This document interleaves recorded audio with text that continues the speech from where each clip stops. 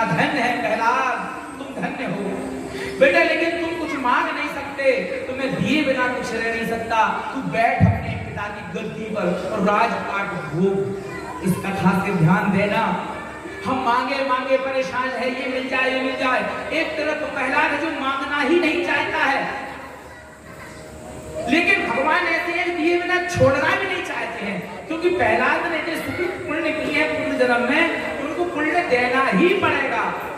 गीता कह रही है अवश्य वे भोक्तव्यम कृताकृत शुभम, निश्चित ही उन पुण्यों को भोगना पड़ेगा जो तुमने अच्छे और बुरे किए हैं।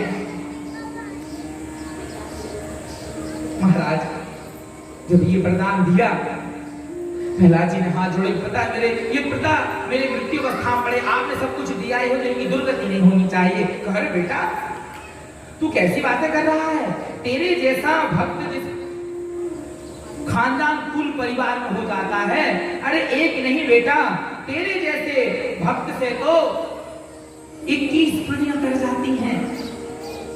तू निश्चित हो जा, भगवान की अद्भुत कृपा हुई प्रहलाद पर। महाराज आगे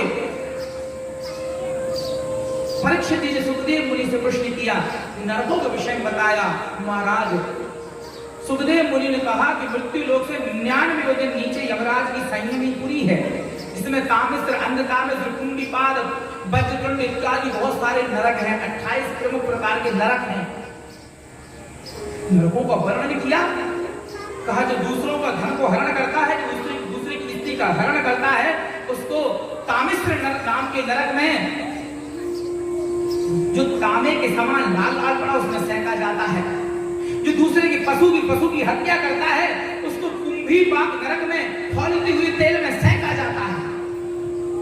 जो घर में आए हुए अतिथियों को क्रोध की निगाह से देखता है, उसको वज्रकुंड नाम के नरक में भेजा जाता है और उसकी आंखों को नोच लिया जाता है। भयंकर नरकों का वर्णन किए परीक्षित तो घबराने लगा, हे प्रभु कुछ दूसरा उपाय बताओ। घबरा गया। सुखदेव मुनि ने कहा नरक खराब थोड़ी है बेटा, पापों के कर्मों से हमें धुल देते हैं, हमारे पापों से वे नष्ट कर देते हैं, हम शुद्ध बुद्ध हो जाते हैं। का भगवान सो तो ठीक है, लेकिन हमें आप कोई अच्छा सा उपाय बताइए ना जिसमें कष्ट ना हो, पाप बढ़िया से धुल जाए। हाँ बेटा एक उपाय बहुत अच्छा है, ध्यान से सब लोग सुन लो कि किसको नहीं जाना है नरक में। महाराज इस प्रसंग के अंतर्गत अजामिल उपाख्यान सुनाया है। कहा महाराज एक ब्राह्मण रहते हैं और वो ब्राह्मण का बच्चा जंगल में संविधा लेने के लिए जाता है, वेश्यावृत्ति को देख करके और पाप वृत्ति में लग जाता है। महाराज उसकी पाप वृत्ति में लगने के कारण घर में वैश्याओं को रख लिया, संतों से दूर हो गया। एक दिन संत घर में आए, उसके घर भोजन किए, कुछ दक्षिणा दो, का दक्षिणा नहीं सीधे भाग जाओ बाहर, नहीं तो बहुत पिटाई होगी। का एक काम करो, अपने छोटे बेटे का नाम नारायण रख लेना, बस इतना करो। कहा ठीक ठीक जाओ जाओ जाओ।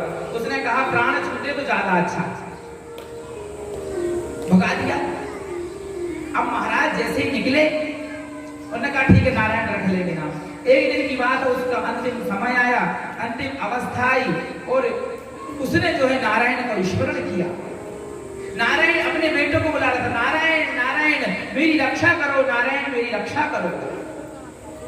और महाराज बुला तो रहा था अपने बेटे को, लेकिन महाराज साक्षात नारायण भगवान पधार गए, प्रभु आ गए, 4 पार्षद आ गए। जैसे ही पार्षदों का प्रवेश हुआ, जितने यमराज के दूत खड़े सबको मारा। कहा महाराज आप कहां से आए? कहा हम तो कहीं से आए, बताओ तुम कहां से आए? कहा हम यम के दूत हैं। कहा तुम यहाँ क्यों आए? कहा जो पाप करता है हम उसको लेने के लिए आते हैं। कहा जो पाप करता है तुम उसको लेने के लिए आओ, किसी भी को लेने के लिए आओ। कहने ये बड़ा पापी है अजामिल। कहा कहाँ पापी? देखो तो नारायण को बुला रहा है। कहा आपके नारायण को नहीं बुला रहा है, ये अपने बेटे नारायण को बुला रहा है। कहा एक बात बताओ, उसका बेटा नारायण कब से हो गया? 2 साल, 4 साल, 5 साल, 10 साल, 20 साल, 50 साल, 100 साल, 200 साल। हमारे नारायण का नाम तो अनादिकाल से है। महाराज जो ये बोला, मार करके भगाया। ये सारा का सारा वृत्तांत वृतांत सुन रहा था अजामिल। और महाराज सारा वृतांत सुना, सुनकर उसने सोचा कि वास्तविकता मैंने झूठे ही भगवान को बुलाया था। यदि मैं वास्तविक रूप से ठाकुर जी को स्मरण करता तो आज क्या नहीं हो जाता, मेरा तो कल्याण ही हो जाता। महाराज जो इस तरीके से बात कही, अब तो उसको वैराग्य हो गया, जाकर के गंगा के तट पर और महाराज निवास करने लगा। गंगा के तट पर रहने लगा कि महाराज अब तो मुझे यहीं रहना, कहीं नहीं जाना है, क्योंकि भगवान की घोषणा है सांकेत्यम पारिहास्यम वा स्थूवम हेरनमेव वैकुंठ नाम ग्रहण मशेषाघरम परम। सांकेत्यम पारिहास्यम वा, जो कोई इशारे से बुलाए भगवान के नाम को, क्रोध में ले, गुस्से में ले, प्रेम से ले, जैसे ले, वैकुंठ नाम ग्रहण, भगवान उसे स्वीकार करते हैं, अशेषागरम परम, सारे पापों को नष्ट कर देते हैं। इसी को बाबा गोस्वामी तुलसीदास महाराज कहते हैं, भाय कुभाय अनख आलसहु नाम जपत मंगल दिशि दशहु। कैसे ले लो, नाम का महत्व है।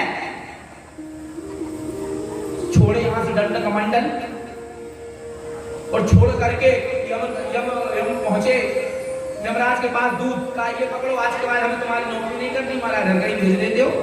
क्या क्यों? अरे हम अभी पिट करके आ रहे हैं वहां, हम घर लेने के लिए उसको, और भगवान की दूतों ने मारा। का क्या हो गया था?